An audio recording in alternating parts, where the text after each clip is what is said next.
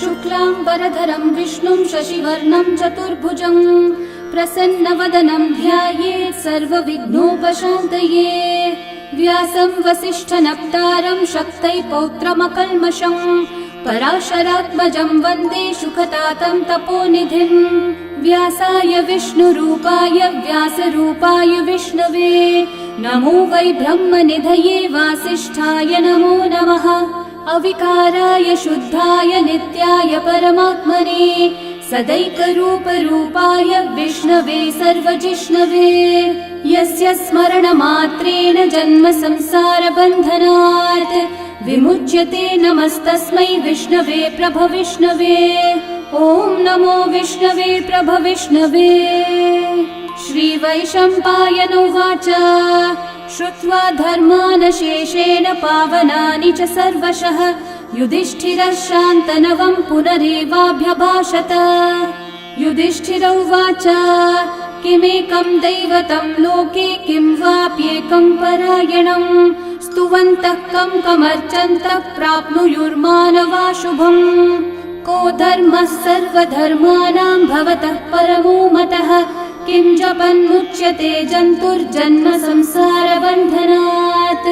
श्रीभीष्म उवाच जगत्प्रभुं देवदेवम् अनन्तं पुरुषोत्तमं स्तुवन्नाम सहस्रेण पुरुषस्तततोत्थितः तमेव चार्चयन् नित्यं भक्त्या पुरुषम् अव्ययम् ध्यायन् स्तुवन्नमस्यं च यजमानस्तमेव च।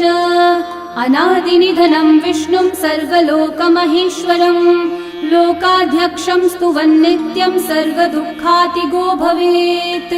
ब्रह्मण्यं सर्वधर्मज्ञं लोकानां कीर्तिवर्धनं लोकनाथं महद्भूतं सर्वभूतभवोद्भवम्।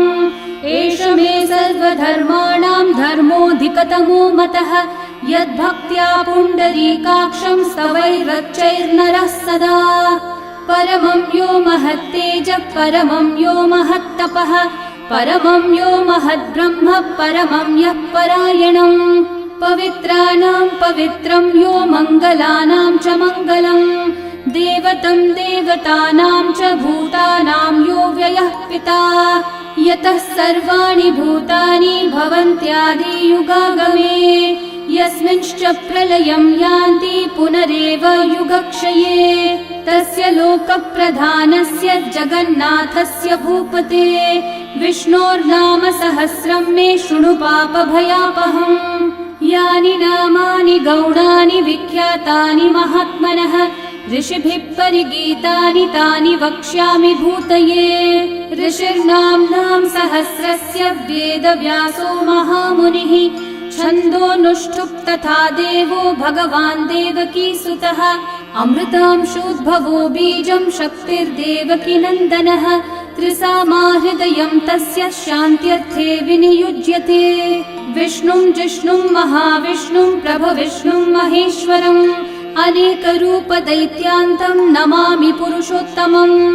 अस्य श्रीविष्णोर्दिव्यसहस्रनामस्तोत्रमहामन्त्रस्य श्रीवेदव्यासो भगवान् ऋषिः अनुष्ठुप्-छन्दः श्रीमहाविष्णुः परमात्मा श्रीमन्नारायणो देवता अमृतांशोद्भवो भानुरिति बीजम् देवकी नन्दनः सृष्टेति शक्तिः उद्भवक्षोभणो देव इति परमो मन्त्रः शङ्ख बृन्नन्दकी चक्रीति कीलकम् शार्ङ्गधन्वा गदाधर इति अस्त्रम् रथाङ्गपाणिरक्षोभ्य इति नेत्रम् त्रिसामा सामगः सामेति कवचम् आनन्दं परब्रह्मेति योनिः ऋतुः सुदर्शनः काल इति दिग्बन्धः श्रीविश्वरूप इति ध्यानम् श्रीमहाविष्णुः प्रीत्यर्थे सहस्रनाम जपे विनियोगः।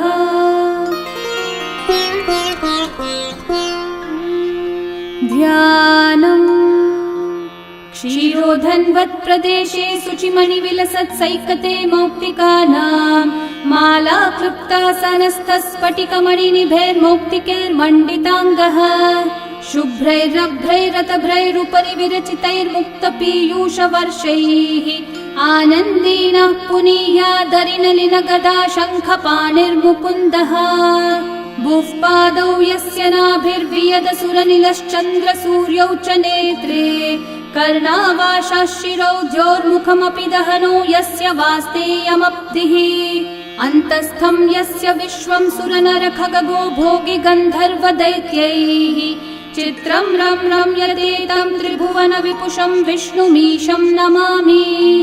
ॐ नमो भगवते वासुदेवाय। शान्ताकारं भुजगशयनं पद्मनाभं सुरेशं विश्वाधारं गगनसदृशं मेघवर्णं शुभाङ्गं लक्ष्मीकान्तं कमलनयनं योगिहृद्ध्यानगम्यं वन्दे विष्णुं भवभयहरं सर्वलोकैकनाथं मेघश्यामं पीतकौशेयवासं श्रीवत्साङ्कं कौस्तुभोद्भासिताङ्गं पुण्योपेतं पुण्डरीकायताक्षं विष्णुं वन्दे सर्वलोकैकनाथम्। नमः समस्तभूतानामादिभूताय भूभृते अनेकरूपरूपाय विष्णवे प्रभविष्णवे सशङ्खचक्रं सकिरीटकुण्डलं सपीतवस्त्रं सरसीरुहेक्षणं सहारवक्षस्थलशोभिकौस्तुभं नमामि विष्णुं शिरसा चतुर्भुजम् छायायां पारिजातस्य हेमसिंहासनोपरि आसीनमम्बुदश्याममायताक्षम् अलङ्कृतम् चन्द्राननं चतुर्बाहुं श्रीवत्साङ्कितवक्षसं रुक्मिणी सत्यभामाभ्यां सहितं कृष्णमाश्रये। ॐ विश्वं विष्णुर्वषट्कारो भूतभव्यभवत्प्रभुः भूतकृद्भूतभृद्भावो भूतात्मा भूतभावनः भूतात्मा परमात्मा च मुक्तानां परमागतिः अव्ययः पुरुषः साक्षी क्षेत्रज्ञोऽक्षर एव च योगो योगविदां नेता प्रधानः पुरुषेश्वरः नारसिंहः वपुः श्रीमान् केशवः पुरुषोत्तमः सर्वः शर्वः शिवस्थाणोर्भूतादिर्निधिरव्ययः सम्भवो भावनो भर्ता प्रभवः प्रभुरीश्वरः स्वयंभू शम्भुरादित्यः पुष्कराक्षो महास्वनः अनादिनिधनो धाता विधाता धातुरुत्तमः अप्रमेयो ऋषिकेशः पद्मनाभोऽमरः प्रभुः विश्वकर्मा मनुस्त्वष्टा स्थविष्ठस्थविरो ध्रुवः अग्राह्यः शाश्वतः कृष्णो लोहिताक्षः प्रतर्दनः प्रभुतस्त्रिककुब्धामः पवित्रं मङ्गलं परम् ईशानः प्राणदः प्राणो ज्येष्ठः श्रेष्ठः प्रजापतिः हिरण्यगर्भो भूगर्भो माधवो मधुसूदनः ईश्वरो विक्रमी धन्वी मेधावी विक्रमक्रमः अनुत्तमो दुराधर्षः कृतज्ञः कृतिरात्मवान् सुरेशः शरणं शर्म विश्वरेतः प्रजाभवः अहः संवत्सरो व्याळः प्रत्ययः सर्वदर्शनः अजः सर्वेश्वरः सिद्धिः सिद्धिः सर्वादिरच्युतः वृषा कपिरमेयात्मा सर्वयोगविनिःसृतः वसुर्वसुमना सत्यः समात्मा संमितः समः अमोघः पुण्डरीकाक्षो वृषकर्मा वृषाकृतिः रुद्रो बहुशिरा बभ्रुर्विश्वयोनिःशुचिश्रवाः अमृतः शाश्वतस्थाणोर्वरारोहो महातपाः सर्वगः सर्वविद्भानुः विश्वक्सेनो जनार्दनः वेदो वेदविदव्यङ्गो वेदाङ्गो वेदवित्कविः लोकाध्यक्षः सुराध्यक्षो धर्माध्यक्षः कृताकृतः चतुरात्मा चतुर्व्यूहश्चतुर्दंष्ट्रश्चतुर्भुजः भ्राजिष्णुर्भोजनं भोक्ता सहिष्णुर्जगदादिजः अनघो विजयो जेता विश्वयोनिः पुनर्वसुः उपेन्द्रो वामनः प्रांशुरमोघः शुचिरूर्चितः अतीन्द्रः सङ्ग्रहः सर्गो धृतात्मा नियमो यमः वेद्यो वैद्यः सदा योगी वीरः माधवो मधुः अतीन्द्रियो महामायो महोत्साहो महाबलः महाबुद्धिर्महावीर्यो महाशक्तिर्महाद्युतिः अनिर्देश्य वपुः श्रीमान् अमेयात्मा महाधृतक् महेश्वासो महीभर्ता श्रीनिवासः सतां गतिः अनिरुद्धः सुरानन्दो गोविन्दो गोविदाम्पतिः मरीचिर्दमनोहंसः सुपर्णो भुजगोत्तमः हिरण्यनाभः सुतपः पद्मनाभः प्रजापतिः अमृत्युः सर्वदृक्सिंहः सन्धाता सन्धिमान् स्थिरः अजो दुर्मशनः शास्ता विश्रुतात्मा सुरारिः गुरुर्गुरुतमो धामः सत्यः सत्यः पराक्रमः निमिषो निमिषस्रग्वी वाचस्पतिरुदारधीः अग्रणीर्ग्रामणी श्रीमान् न्यायो नेता समीरणः सहस्रमूर्धा विश्वात्मा सहस्राक्षः सहस्रपात् आवर्तनो निवृत्तात्मा संवृतः सम्प्रमर्दनः अहः संवर्तको वह्निरनिलो धरणीधरः सुप्रसादः प्रसन्नात्मा विश्वदृग्विश्वभुग्विभुः सत्कर्ता सत्कृतः साधुर्जन्मोर्नारायणो नरः असंख्येयो प्रमेयात्मा विशिष्टः शिष्टकृच्छुचिः सिद्धार्थः सिद्धसङ्कल्पः सिद्धिदः सिद्धिसाधनः वृषाही वृषभो विष्णुर्वृषपर्वा वृषोदरः वर्धनो वर्धमानश्च विविक्तः श्रुतिसागरः सुभुजो दुर्धरो वाग्मी महेन्द्रो वसुदो वसुः नैकरूपो बृहद्रूपः क्षिपिविष्टप्रकाशनः ओजस्तेजोद्युतिधरः प्रकाशात्मा प्रतापनः रिद्धस्पष्टाक्षरो मन्त्रश्चन्द्रांशूर्भास्करद्युतिः अमृतांशूद्भवो भानुर्शशबिन्दुः सुरेश्वरः औषधं जगतः सेतुः सत्यधर्मः पराक्रमः भूतभव्यभवन्नाथः पवनः पावनो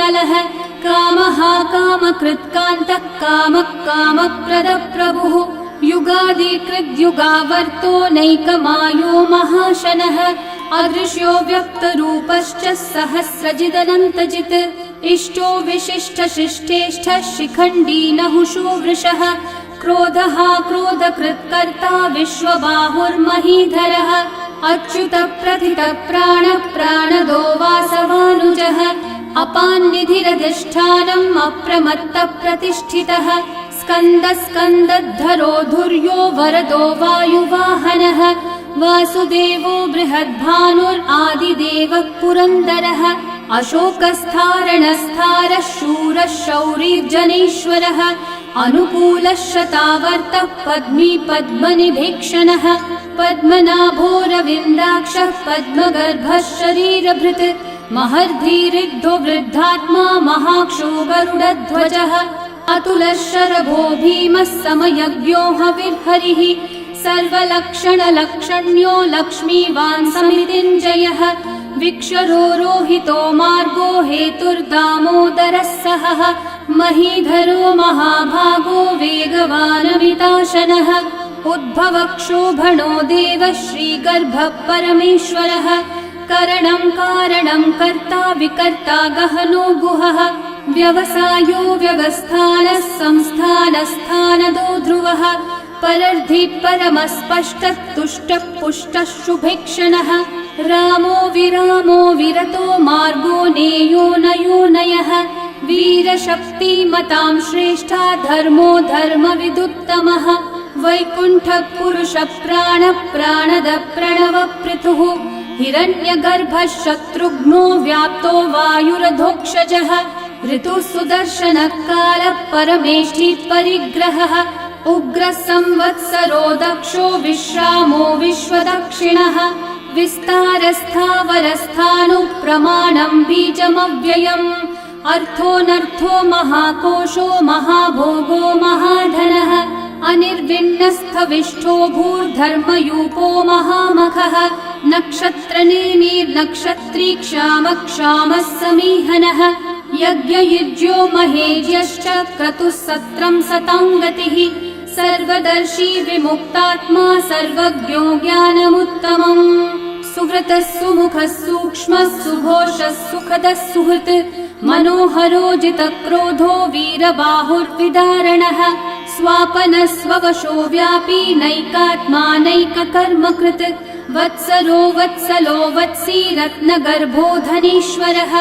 धर्मगुग्धर्मकृद्धर्मी सदसक्षरमक्षरम् अविज्ञाता सहस्रांशूर्विधाता कृतलक्षणः गभस्तिनेमि सत्त्वस्थः सिंहो भूतमहेश्वरः आदिदेवो महादेवो देवेशो देवभृद्गुरुः उत्तरो गोपतिर्गोप्ता ज्ञानगम्यः पुरातनः शरीरभूतभृद्भोक्ता कपीन्द्रो भूरि दक्षिणः सोमपो मृतपः सोमः पुरुजित्पुरुसत्तमः विनयोजयः सत्यसन्धो दाशारः सात्वतां पतिः जीवो विनयिता साक्षी मुकुन्दोमितविक्रमः अम्भो निधिरनन्तात्मा महोदधिशयोऽन्तकः अजो महार्हः स्वाभाव्यो जिता मित्रप्रमोदनः आनन्दो नन्दनो नन्दः सत्यधर्मा त्रिविक्रमः महर्षि कपिलाचार्य कृतज्ञो मेदिनीपतिः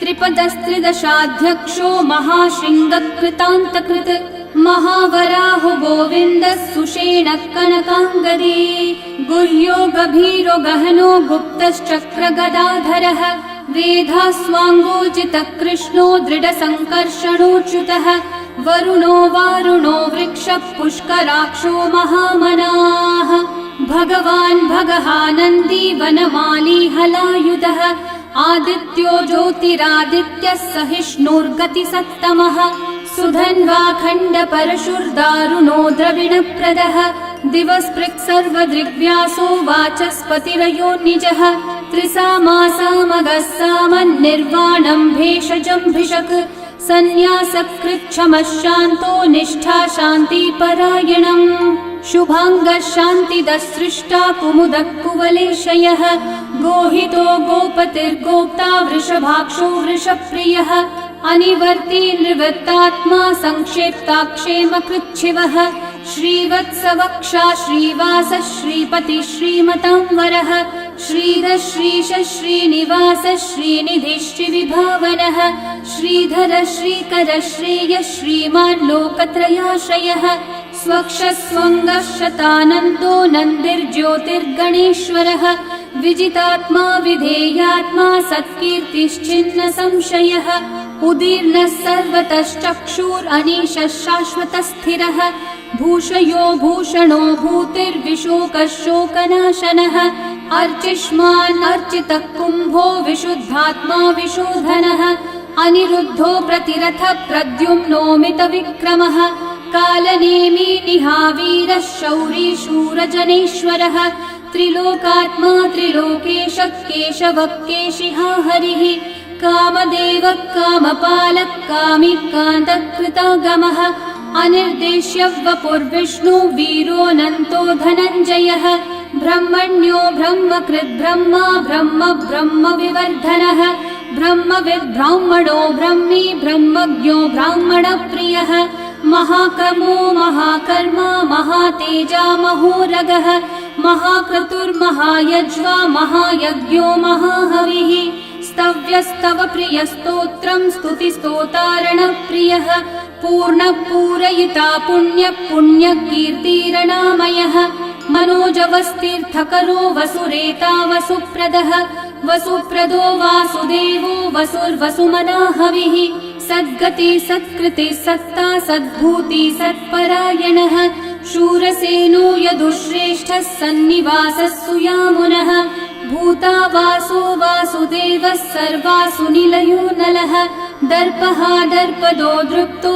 दुर्धरोऽथा पराजितः विश्वमूर्तिर्महामूर्तिर्दीप्तमूर्तिरमूर्तिमान् अनेकमूर्तिरव्यक्तः शतमूर्तिशताननः एकोनैकः स वक्कः किं यतत्पदमनुत्तमम् लोकबन्धुर्लोकनाथो माधवो भक्तवत्सलः सुवर्णवर्णो हेमाङ्गो वराङ्गश्चन्दनाङ्गदे वीरः विषमः शून्यो घृताशीरशलश्चलः अमानी मानदो मान्यो लोकस्वामी त्रिलोकधृक् सुमेधामेधजो धन्यः सत्यमेधाधराधरः तेजो वृषो द्युतिधरः सर्वशस्त्रभृताम्बरः प्रग्रहो निग्रहो व्यग्रो नैकः शृङ्गो गदाग्रजः चतुर्मूर्तिश्चतुर्बाहुश्चतुर्व्यूहश्चतुर्गतिः चतुरात्मा चतुर्भावश्चतुर्वेदविदेकपात् समावर्तो निर्वृत्तात्मा दुर्जयो दुरतिक्रमः दुर्लभो दुर्गमो दुर्गो दुरावासो दुरारिहा शुभाङ्गो लोकसारङ्गः सुतन्तुस्तन्तुवर्धनः इन्द्रकर्मा महाकर्मा कृतकर्मा कृतागमः उद्भवः सुन्दर सुन्दो रत्ननाभः सुलोचनः अर्को वाजस्सनः शृङ्गी जयन्तः सर्वविजयी सुवर्णबिन्दुरक्षोभ्यः सर्ववागीश्वरेश्वरः महाहृदो महाकर्तो महाभूतो महानिधिः कुमुदः कुन्दरः कुन्दः पर्जन्यः पावनो निलः अमृताशोऽमृतवपुः सर्वज्ञः सर्वतोमुखः सुलभः सुव्रतः सिद्धः शत्रुजिच्छत्रुतापनः न्यग्रोधोदंवरोऽश्वत्थः चाणूरान्ध्रनिषूदनः सहस्रार्ची सप्तजिह्वा सप्तैधा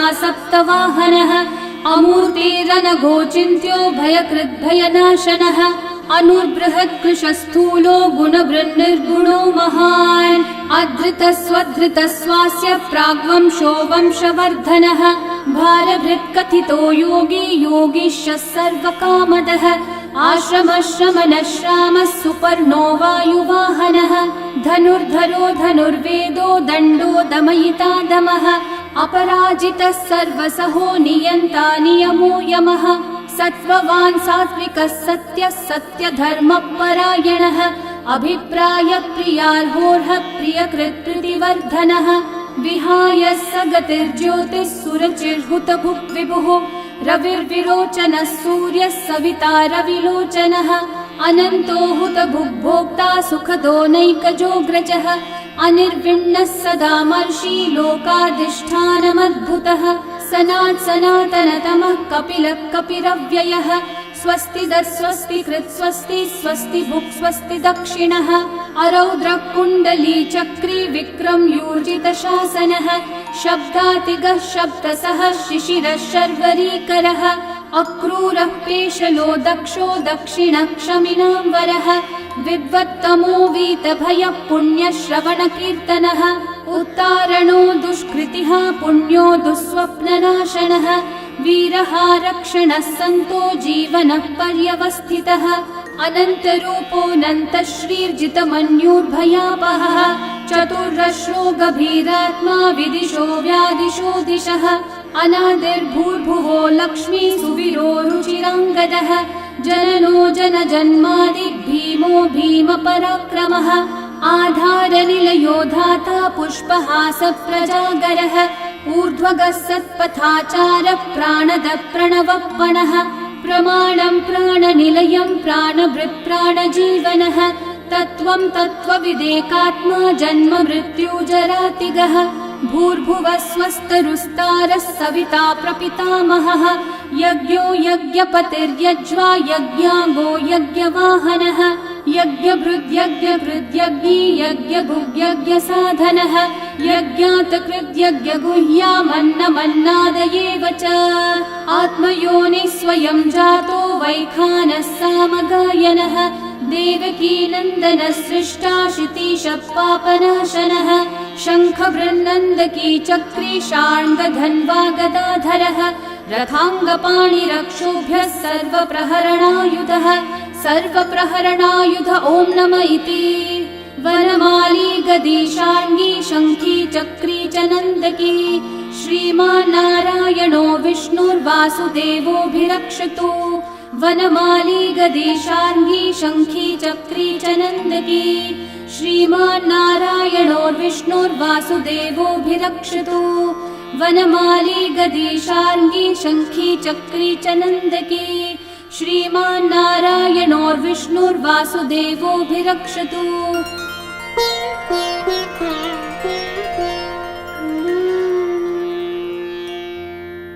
इतीदं कीर्तनीयस्य केशवस्य महात्मनः नाम्नां सहस्रं दिव्यानामशेषेण प्रकीर्तितम्। य इदं शृणुयान् नित्यं यश्चापि परिकीर्तयेत् नाशुभं प्राप्नुयात् किञ्चित् सोमुत्रेह च मानवः।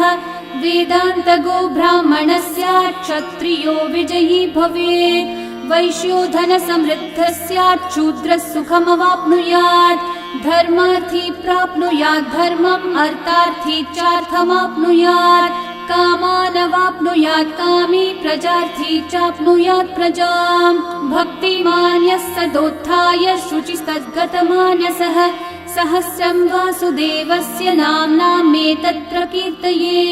यशः प्राप्नोति विपुलं याति प्राधान्यमेव च अचलां श्रियमाप्नोति श्रेय प्राप्नोत्यनुत्तमम्।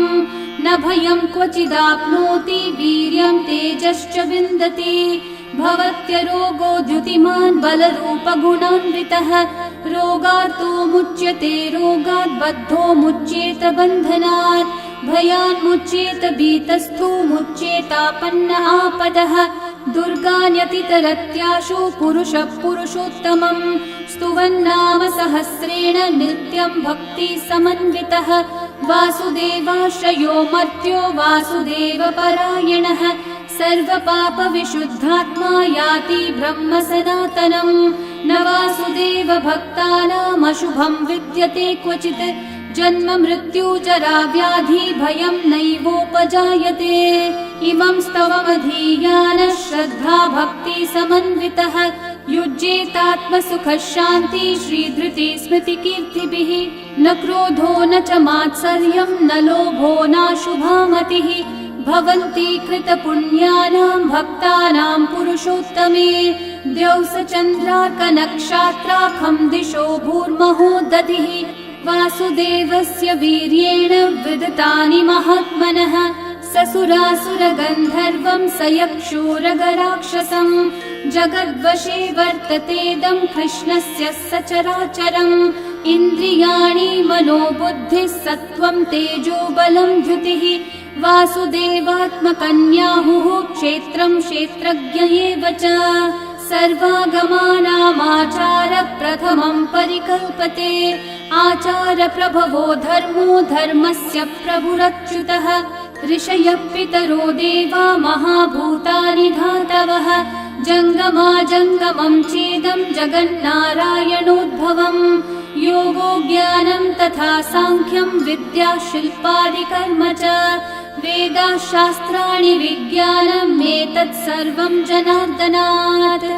एको विष्णुर्महद्भूतं पृथग्भूतान्यनेकशः त्रीन् लोकान् व्याप्य भूतात्मा भुङ्क्ते विश्वभुगव्ययः। इमं स्तवं भगवतो विष्णोर्व्यासेन कीर्तितम् पठेद्य इच्छेत् पुरुषः श्रेयः प्राप्तुं सुखानि च।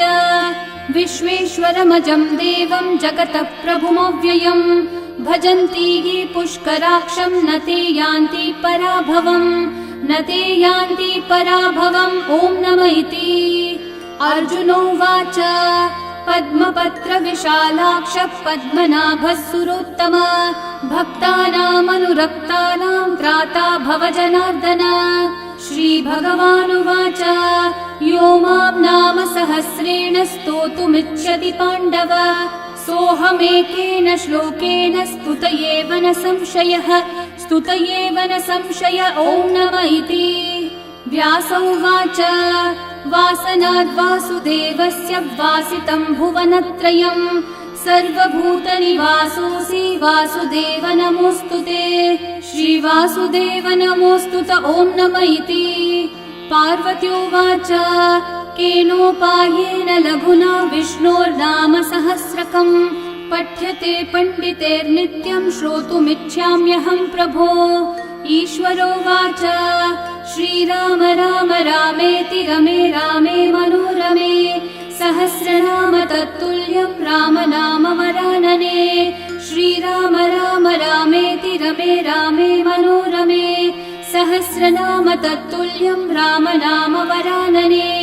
श्रीराम राम रामेति रमे रामे मनोरमे सहस्रनाम तत्तुल्यं रामनाम वरानने श्रीरामनाम वरानन ॐ नम इति ब्रह्म उवाच नमोऽस्त्वनन्ताय सहस्रमूर्तये सहस्रपादाक्षि शिरोरुबाहवे सहस्रनाम्ने पुरुषाय शाश्वते सहस्रकोटियुगधारिणे नमः सहस्रकोटियुगधारिण ॐ नम इति सञ्जय उवाच यत्र योगेश्वर कृष्णो यत्र पार्थो धनुर्धरः तत्र श्रीर्विजयो भूतिर्ध्रुवा नीतिर्मतिर्मम श्रीभगवानुवाच अनन्याश्चिन्तयन्तो मा ये जनाः पर्युपासते तेषां नित्याभियुक्तानां योगक्षेमं वहाम्यहम् परित्राणाय साधूनां विनाशाय च दुष्कृतां